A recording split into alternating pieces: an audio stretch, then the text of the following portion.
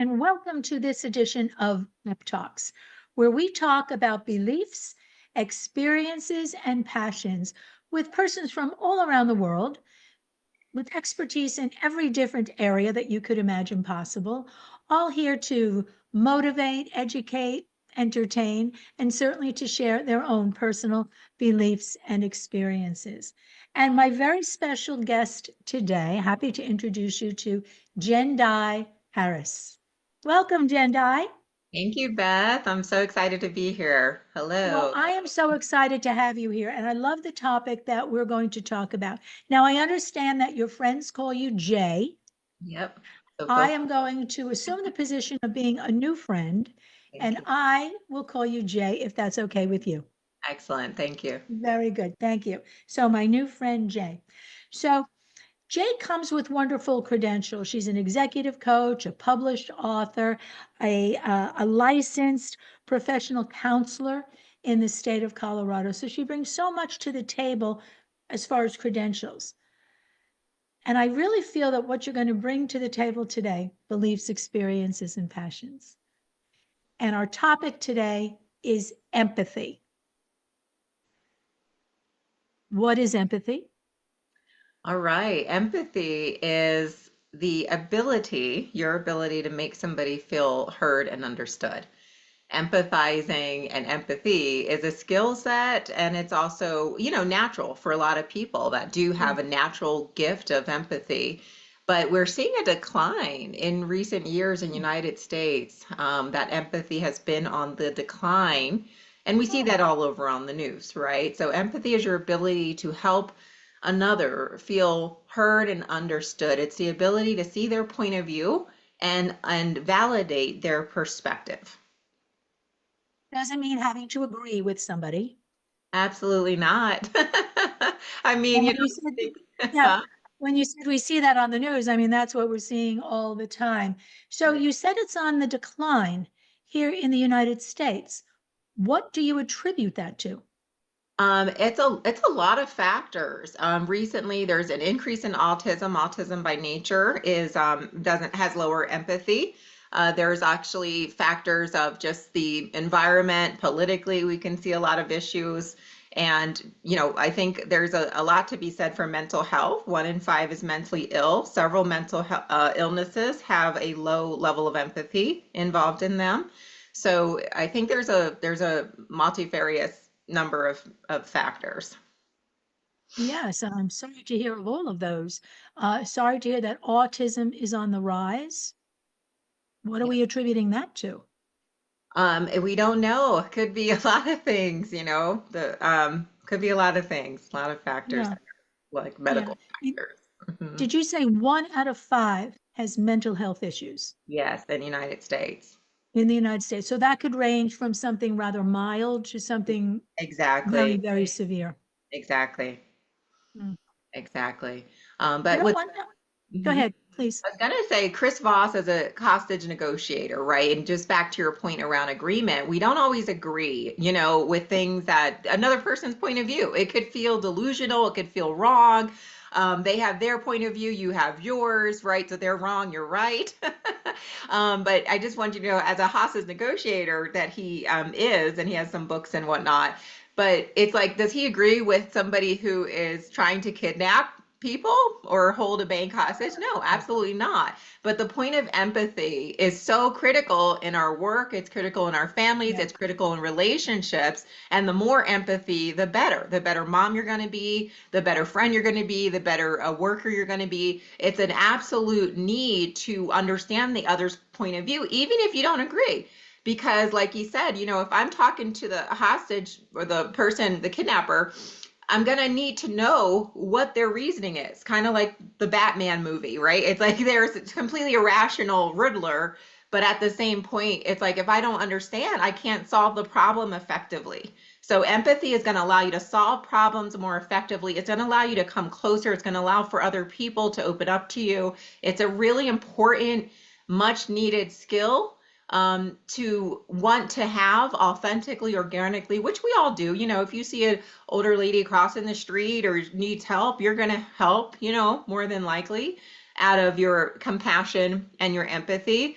but really gaining some skill sets so that you could see the other point of view without it having to affect your day, make you riled up, make you react crazy, make you shut down or shut them down, dismissing, etc. So we want to grow this very important skill, and it does not mean agreement. It does mean that we're able to come to understanding, to help others feel heard. So many people don't feel heard, do they, Beth? Absolutely, absolutely. So to that point, what I was thinking, my comment was going to be, it sounds very much like listening Yeah. is a Yeah. very important skill set. And it's funny to say skill set because you think you learn skills. And I do believe you can learn to become a better listener, Absolutely. whereas you would think, the saying, God gave us two ears and one mouth for a reason, um, to listen. So why have we become such a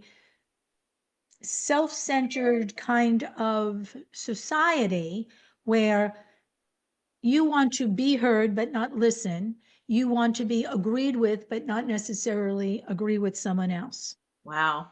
Yeah, and that's just so interesting because things like, let's say politics as an example on our culture.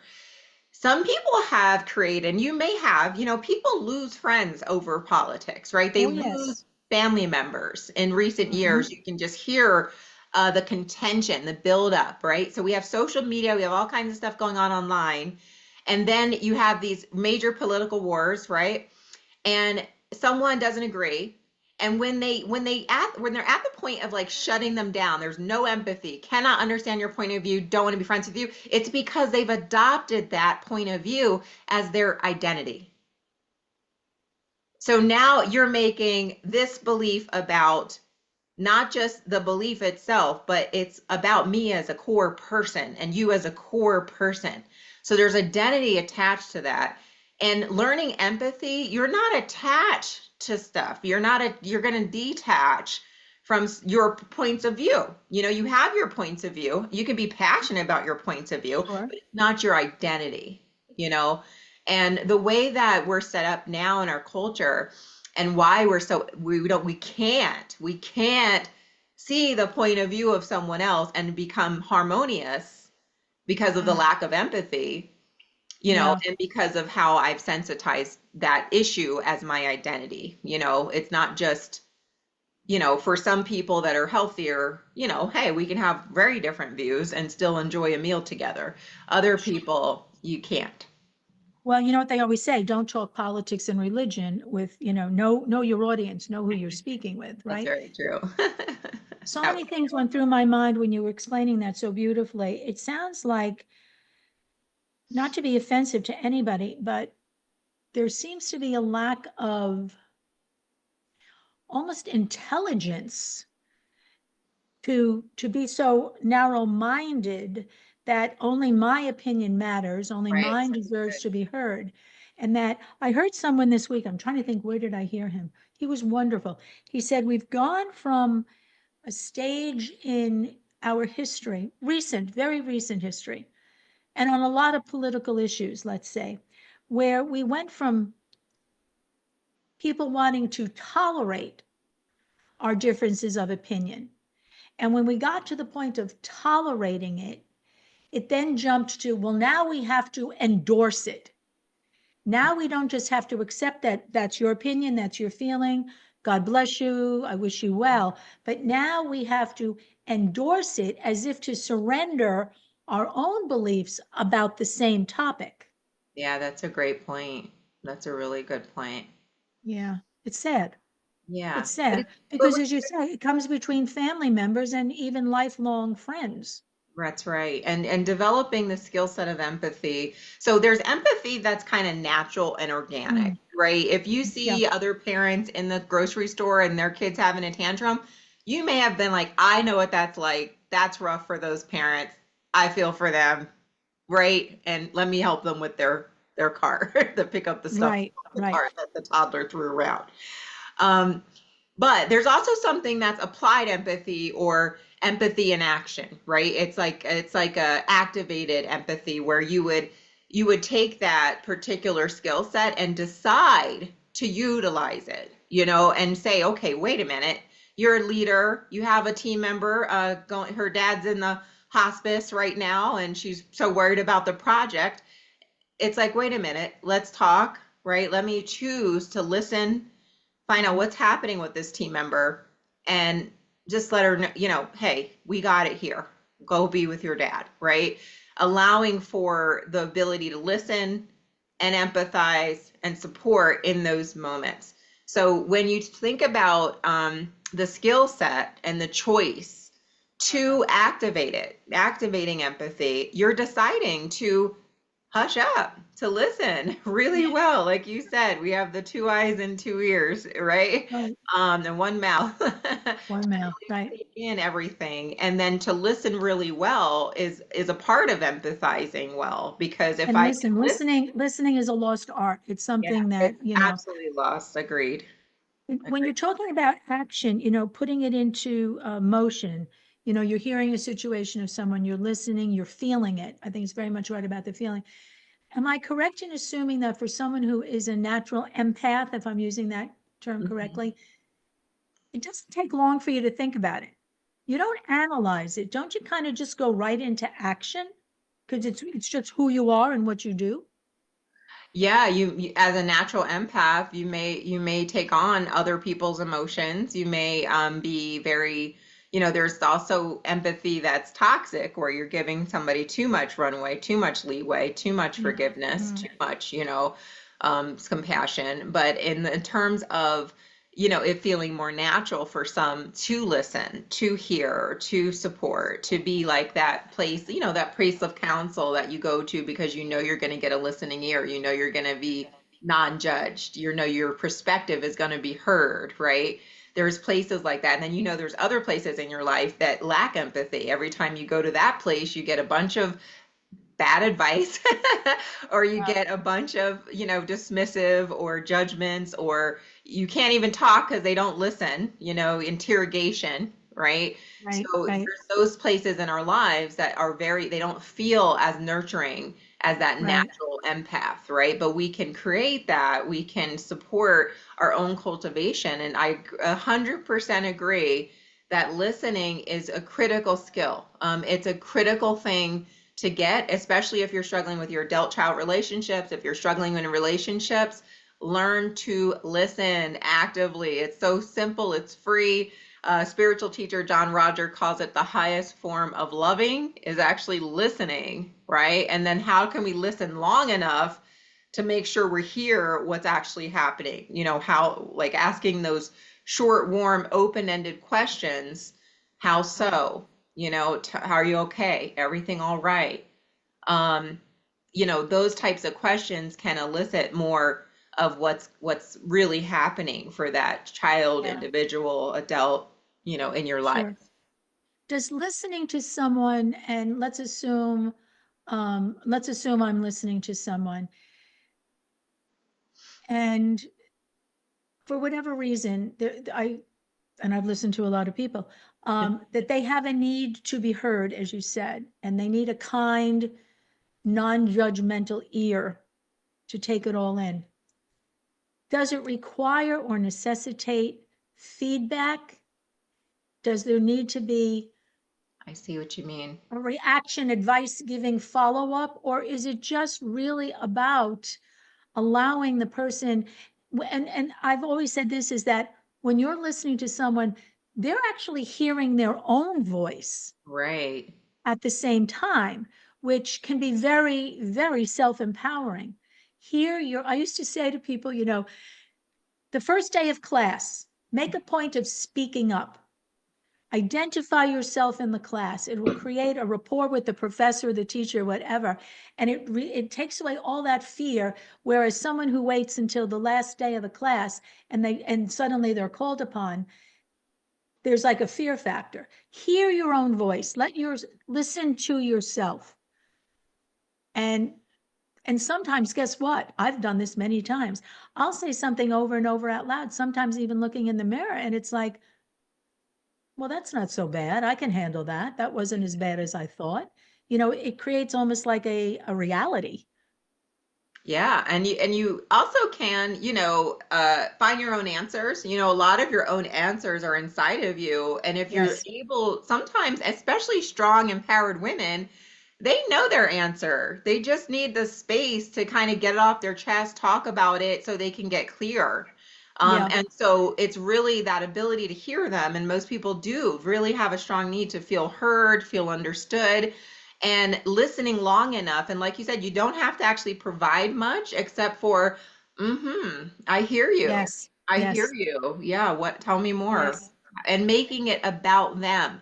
So many times we don't listen because, oops, we don't agree with that point, so let me jump in. Or it's, we don't listen because I'm thinking about what I have to say, so I'm not even really here listening to what you have to say, right? Yes, you're waiting for your turn to speak.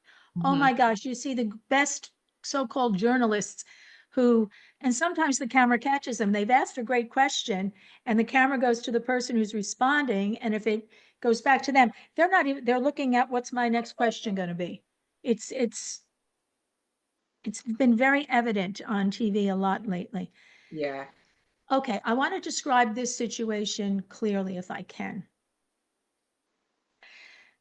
Okay, a time to say, oh, I'm so, well, empathy and sympathy are two different things. absolutely. Okay. So when we say my deepest sympathy, we mean I'm sorry that you're going through this. When you say I can empathize with you, it's a feeling because you've kind of already done it. You've kind of been in those shoes at a different time and place. Well, it's like you may not have actually been in those shoes. Again, activating empathy is imagining what it must be like. Like if you Oh, lost okay. your horse, I've never had a horse, have no idea what that's like, right? I could relate it to other things I've lost, or I can take you at your word and what you say your experience is, which is empathy. I can be there with you in your emotion and validate that and support that. So you lost your horse. I completely both empathize with you and sympathize. Sympathy is saying, I assume how you feel. You must feel bad. So I'm gonna, help, support you in your feeling bad, right? There's a place for empathy, right? But let's say your mom dies and you could care less, okay? And you're really happy that she's finally dead. Like some people feel this way, right? I wouldn't feel that way, but some people feel this way, right? They're just never had a relationship, could care less, whatever. And I'm saying there, oh, I'm so sorry, you lost your mom. And they're like, don't be, because I'm good. Empathy's like, okay, I hear that you're good, and you're moving on. So there is a difference between empathy and sympathy. And the best way to put it is sympathy kind of makes an assumption of how you feel. Empathy is going to actually hear how you actually are. Sometimes they're the same, sometimes they're not. Okay. Yeah. Okay. So when someone says to you, use the example, you lost your mother, Yeah. but you do care. Do care. Okay, so you've lost your mother, and someone says, responds by saying, oh, I can empathize with you because, oh, I remember when I lost my mother and I was here and I was doing this and she that. Is that empathy or is that's selfish, right? That's turning it back on you. That's exactly right. It's assuming that other person's emotion. That's sympathy, and there's a space for it.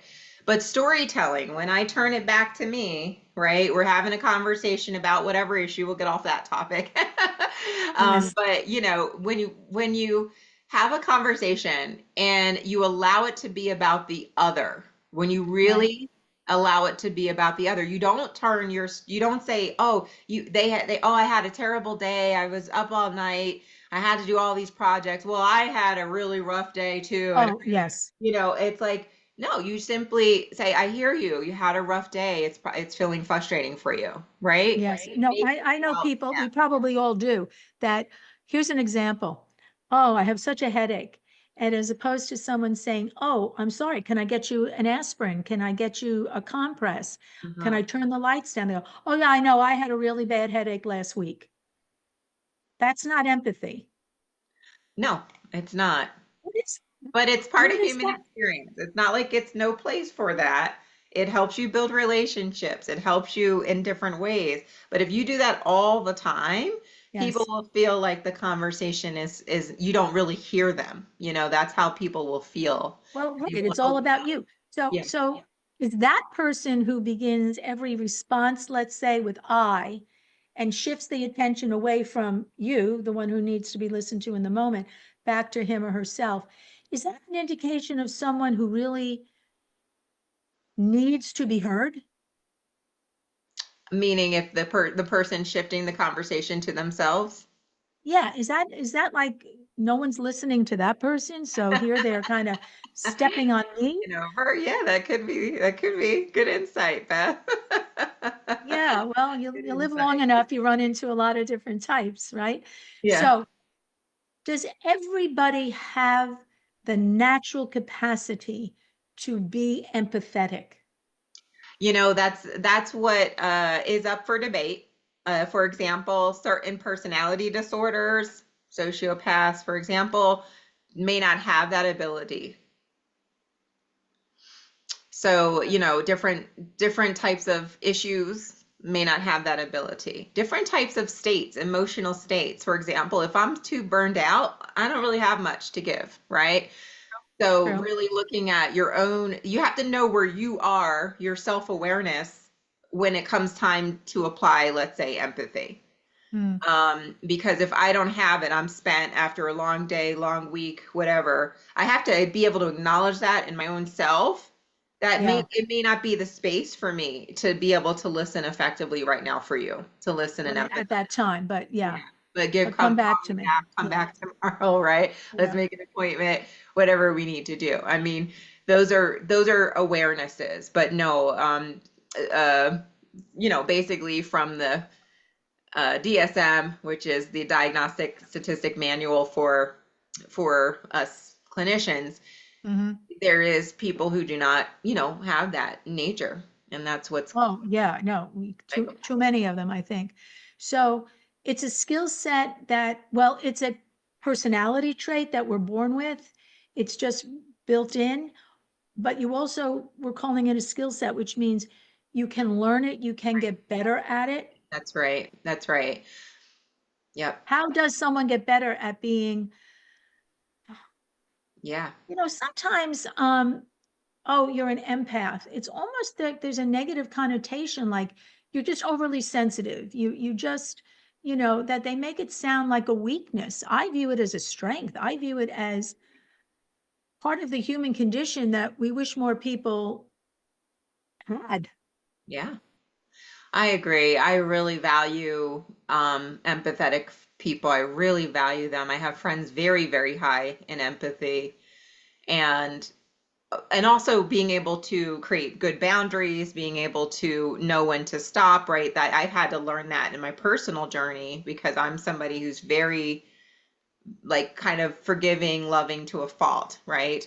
So in learning empathy though, in learning how to become more empathetic, so you actually can experience that and supporting others to feel heard and understood, you have to understand that you other people are entitled, they have a right to their perspectives and their points of view. They really do. And they think they're right. Each person thinks they're right, Of course, of right? course. So in a marriage, this is really difficult because you can have no empathy with certain issues, even as little as a sports team issue, right? Like just Oh can't my, admit well, it. talk about Right, passion, right? right. Yeah, yeah. So you start with just understanding that there's different points of view. There's a great story about an Indian proverb basically about an elephant with four blind guys. And each of the blind guys is asked, well, what is it? Right? So they're all touching a part of the elephant. Have you heard this one before? No, no. Okay, so it's like each of the blind guys touching a part of the elephant. Questions asked, what is it? One blind guy's holding the tusk and says, um, oh, it's a weapon. Another guy's holding the trunk and it's a snake. Another guy's holding the leg and it's a tree. And another guy's holding the body and it's a wall. You know, I know it's a wall, it's absolutely a wall.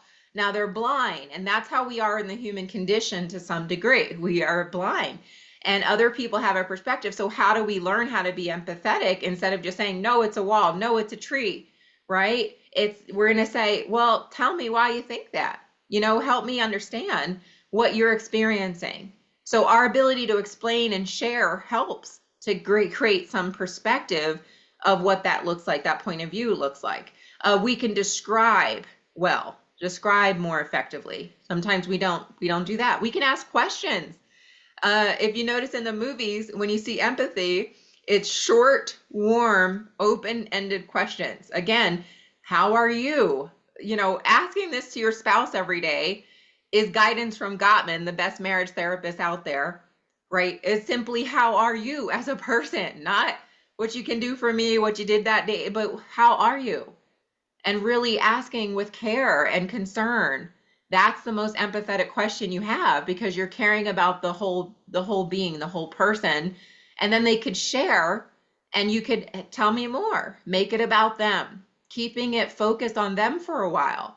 I compare it to like a bowl of ice cream. Do we want just one spoonful? No, we want the whole bowl. You're right.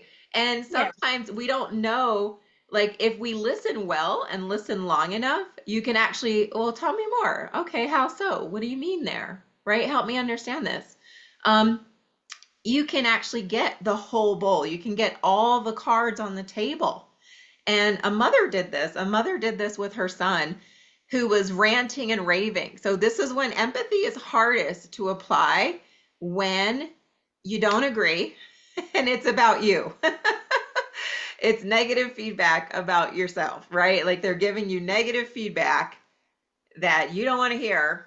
That's when empathy's hardest. So this mother wins an award because she heard from her son, who had nothing but critical feedback for 2 hours.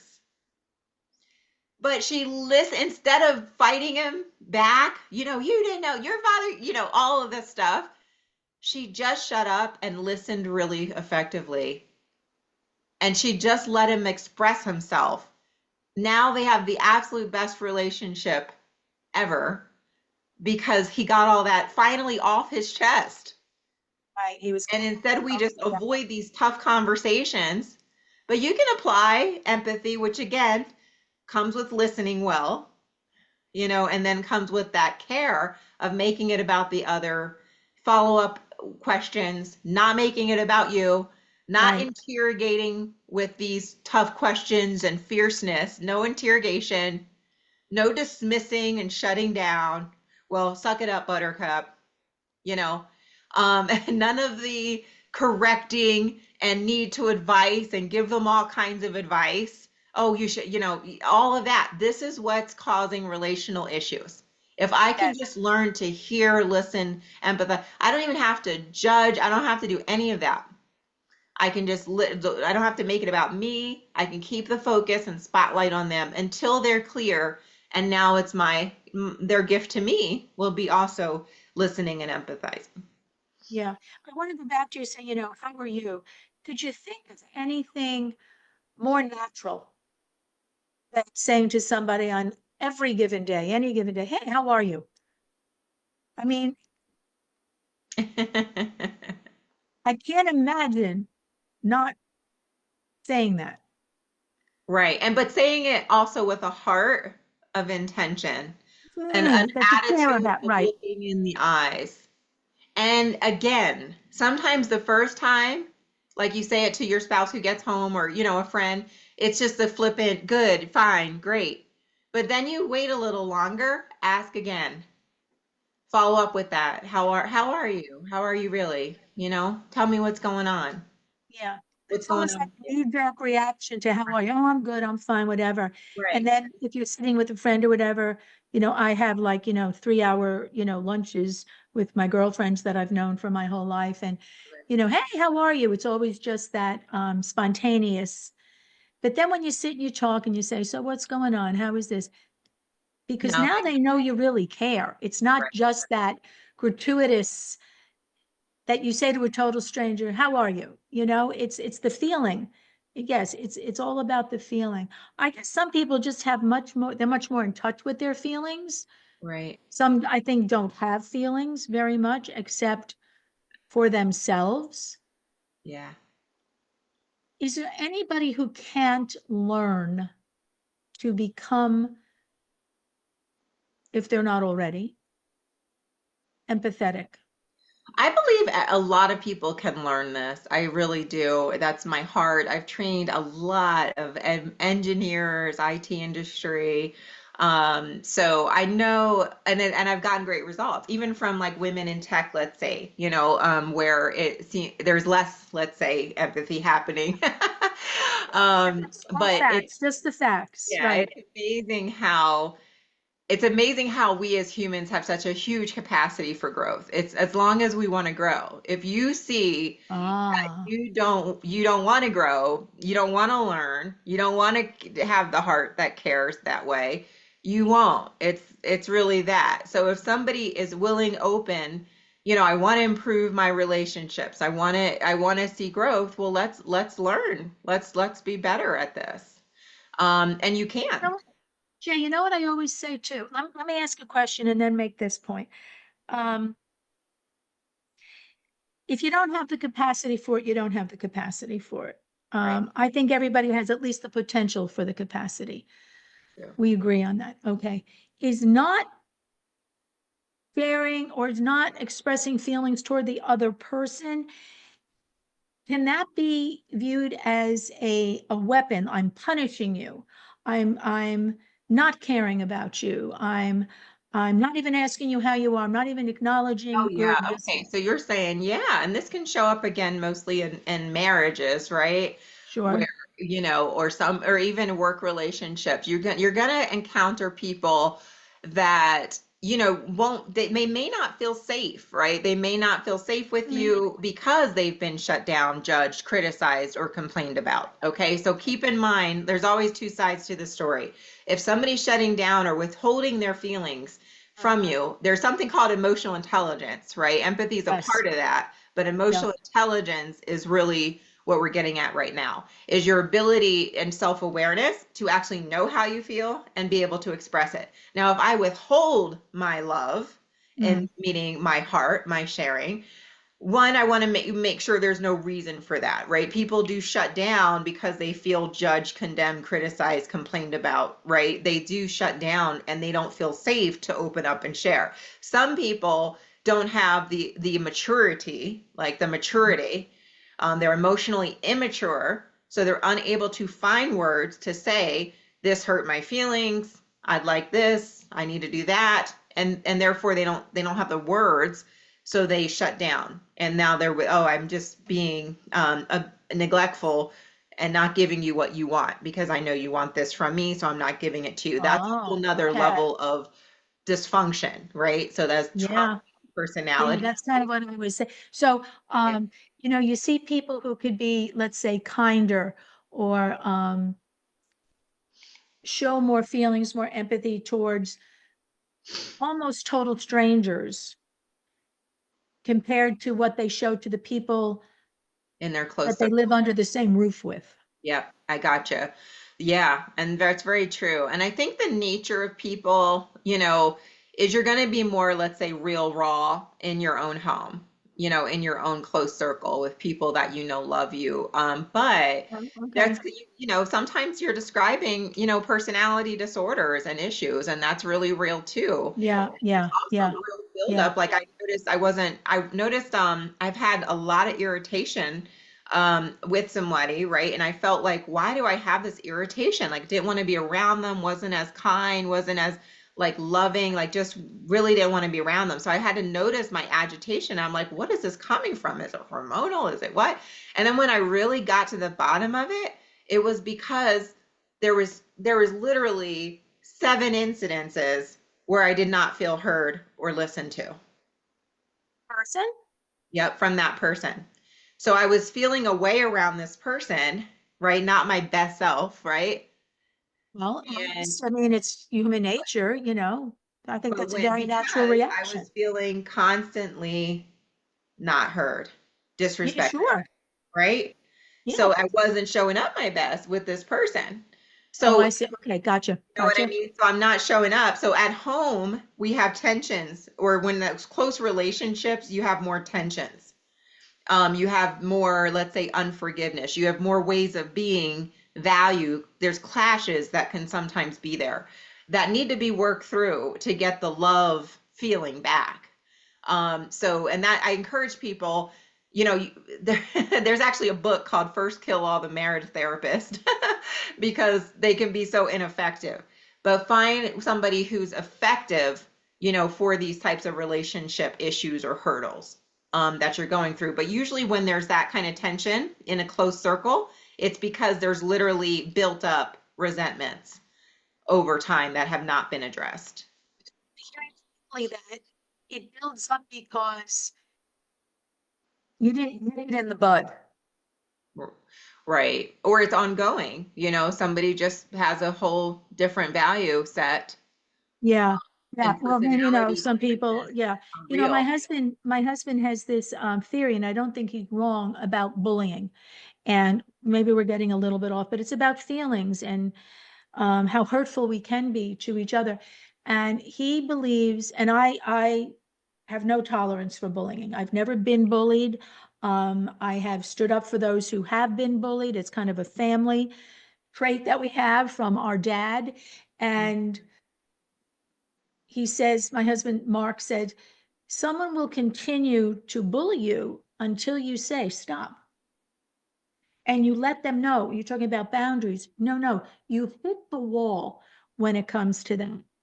And I think when you draw people, because if you don't, then the other person might be thinking that their behavior is okay. It's that it's not offending you, it's tolerable, or that you deserve to be bullied, which is kind of getting off the track of empathy a little bit, but I think it's all still part of the feeling that you should have as a family member, as a community member, that we're all more alike than we are different. And the golden rule, Yes.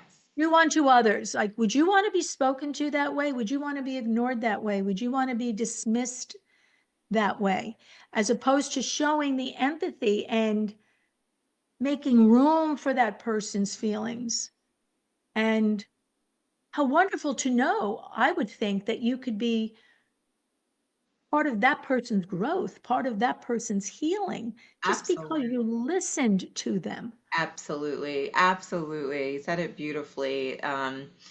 Yeah, a lot of couples in my practice, for example, it's like they don't, the spouse may not realize how much of a healing that they can provide by just simply being empathetic, with them instead of the harshness or brush away or just not willing to understand. And there are people more logical than emotional. And there's people way on the logic high spectrum and way, way low on the emotional spectrum and way high on the emotional spectrum, that may be too much at times, right? Or feel too much.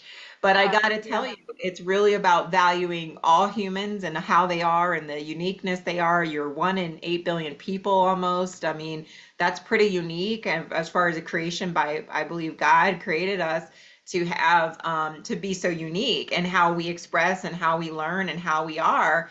And it's all beautiful. And empathy, again, still is a needed skill set, whether you're highly logical or highly emotional. We need, and highly emotional people sometimes don't understand a logical person. Like they don't want to have 20-hour conversations about the same thing, So like you need to empathize, like I could give so much, right? So just balancing out inside of Yeah. those different points of Let view. me ask you this. Can you be on the logic and the emotion? Can you be high on both? Yeah, you can. Certain people are, definitely high or developed, in both areas. Sometimes we are underdeveloped, so we can develop ourselves and grow to be more balanced and or you may naturally be more balanced. Right. Okay. Empathy. Men or women? Who tends to have more Yeah, natural empathy? definitely more women do, but there's a lot of empathetic men out there too. There really are. I like to look at the Myers-Briggs. Are you familiar Mm. with that one? By name and what it is, but certainly I've had no personal interaction with it. Okay, I'll send you that link. It's a Oh, thank real you. wonderful personality assessment, and its core has lots of foundational research attached to it. So there's Enneagram, there's all kinds of different ones. I love Myers-Briggs for the reason of it explaining a bit on the logic and emotional. So Mm, it does, and the intuitive versus the kind of concrete, show me the facts person, you know. right, There's a right, lot of right. differences in how we process decisions, how we go about them. And certain people are more on that, um, empathetic side than others, whether they're male or female. But empathy is as a feminine trait, Mhm. that Yeah. men and women can display and grow. So it's so fascinating. And my gosh, the information that you've shared is so wonderful. It's certainly cause for reflection and almost like a personal assessment. I am known as a good listener. I certainly can talk too, but it's understanding the role in the moment. Yeah, that's so Am true. I on the stage or am I in the audience? That's true. And stay in your lane kind of thing in the moment and knowing when it's proper and for some people absolutely necessary for me, for anybody, to shift that gear and say, now this is what you need me for. This is how I can be of greater value to you here and now. Hmm. Yeah, and just knowing like your ability to listen and empathize is enough for strong, empowered women.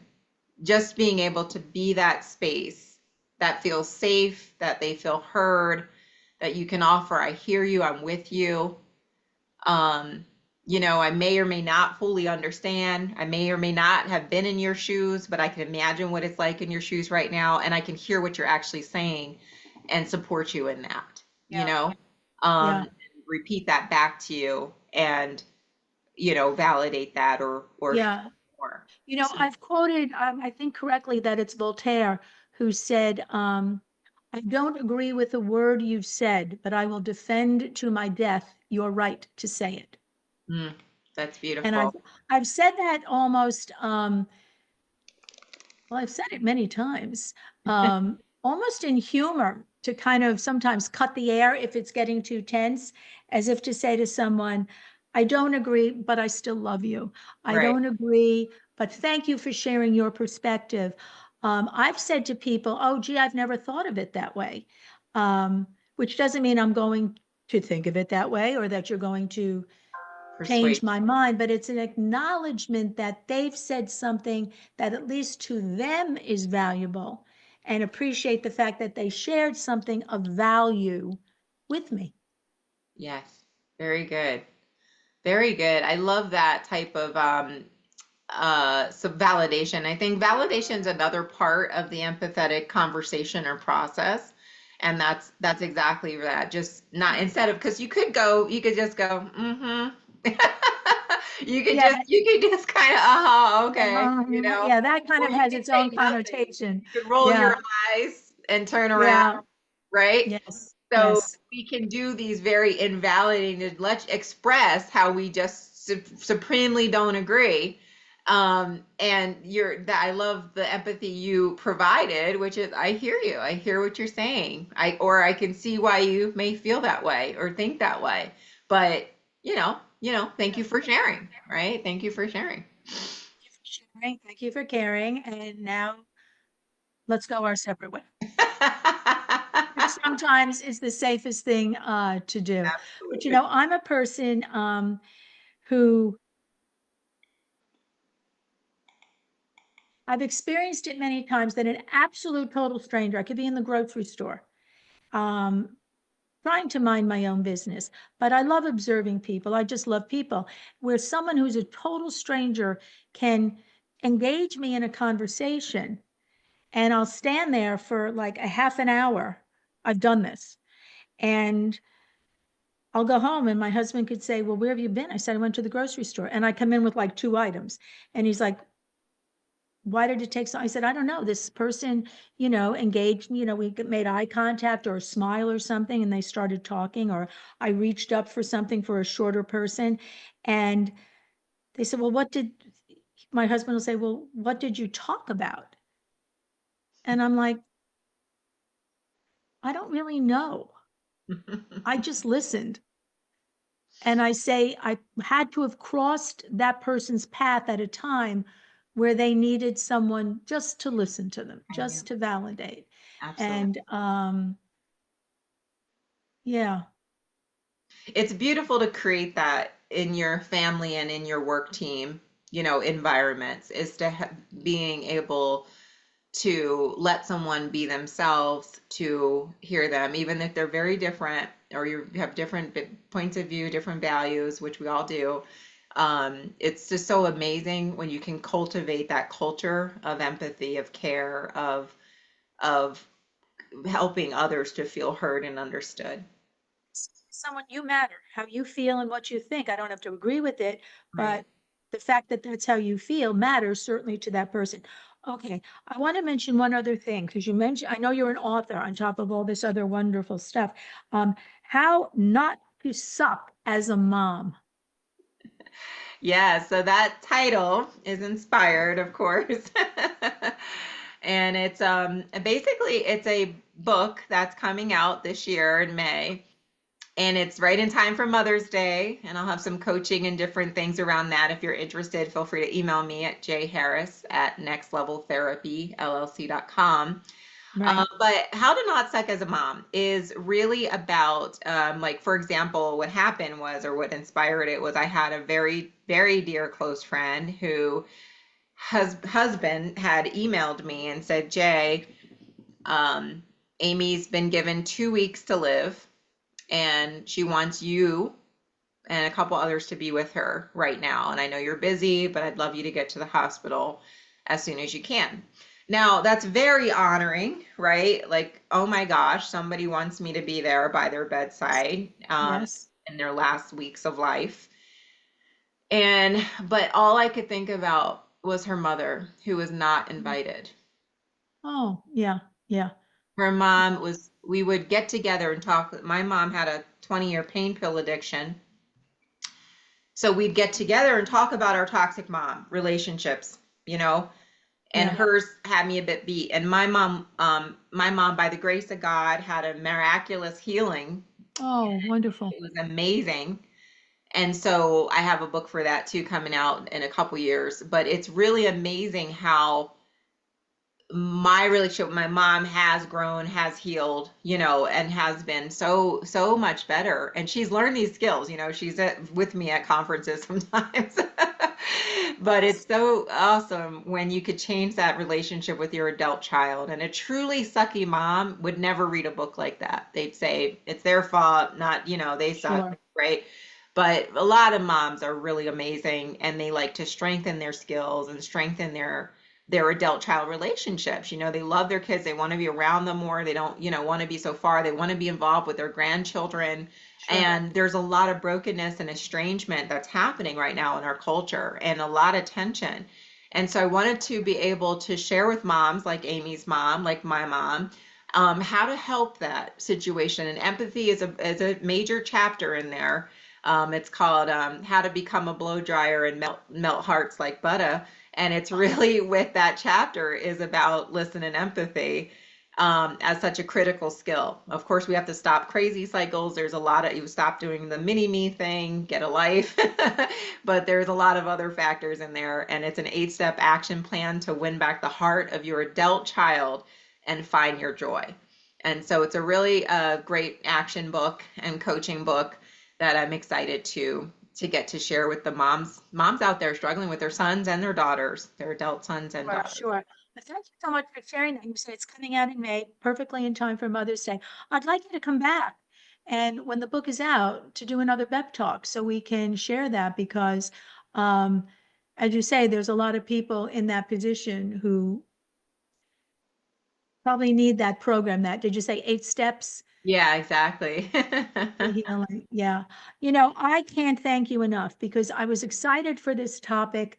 I think it's a word that maybe empathy that's kind of like so many, thrown around, used improperly, not really understood, though we all think we understand exactly what it is. Right. Um, thank you so much for shedding light on it from a clinical perspective, if you will, and also for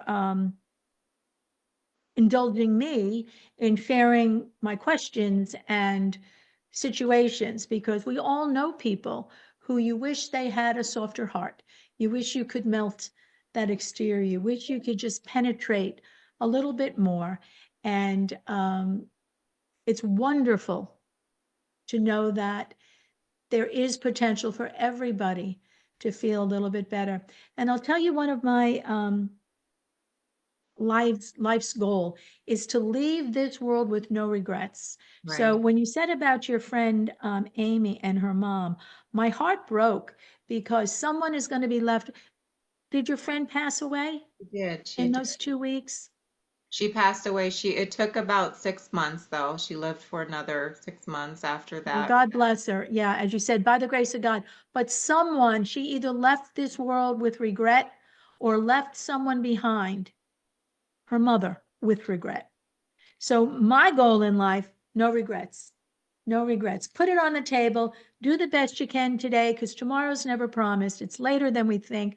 Carpe diem, all those things that are true. All those cliches that are true.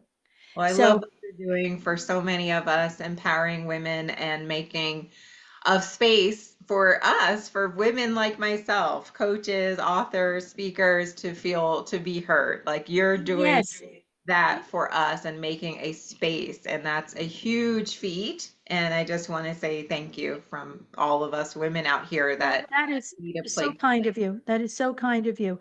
Awesome. You know, what is it, Saint Francis, who says, while we are here, let us do good. So just little things.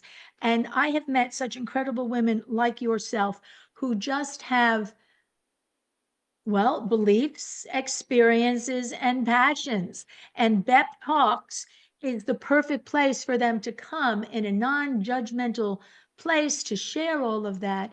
And when it goes to tens of thousands of women out there, to take that information, use it as they can, as they choose, because it's always a choice, and hopefully just make the world a little bit of a better place. Yeah, absolutely. Wonderful. So thank you. And I look forward to our next talk when we talk about how not to suck as a mom.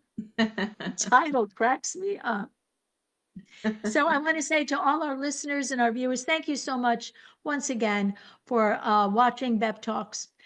Come here and share your beliefs, your passions, your experiences, and just like Jay did today, bring a little bit of yourself out into the world, because we are listening. And there are a lot of people who want to hear what you have to say, because what you have to say is worth hearing. So thank you again, Jay. Such a pleasure, a blessing to meet you. And as we say at B.E.P Talks, may the best always be yet to come. So bye for now. For now.